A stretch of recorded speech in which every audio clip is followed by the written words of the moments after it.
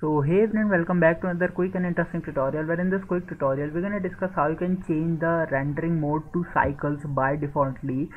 So in order to do this process, you have to just simply open the Blender on any of the device that you have been using. It could be a Mac device or something else, or it could be a different version of Blender as well. The process is same for all. Just simply open the Blender on any of the device. For example, if I open it on my Google Chrome device, and here on the top left corner you're gonna find this option of edit. Once it gets opened, here you're gonna find this edit and just simply hit this button on the last option, which is preferences.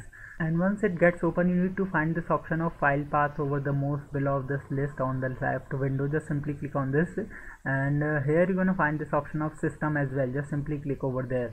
Here on this first option, which is cycle render devices, currently it is set to be none. You can select any of the device as per your convenience, as per your preferences. For example, if you want to set the render device as the QDA or the Optimax or the HIP or the One API, these all depends on your graphic card's quality, GPU acceleration quality. You can select any of them as per your convenience, and when you select them, the changes are by defaultly get saved on this version. And just simply hit cross this button and start to edit your 3D model.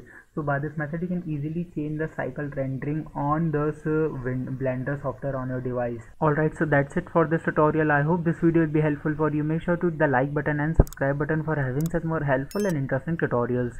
See you in the next one. Take care.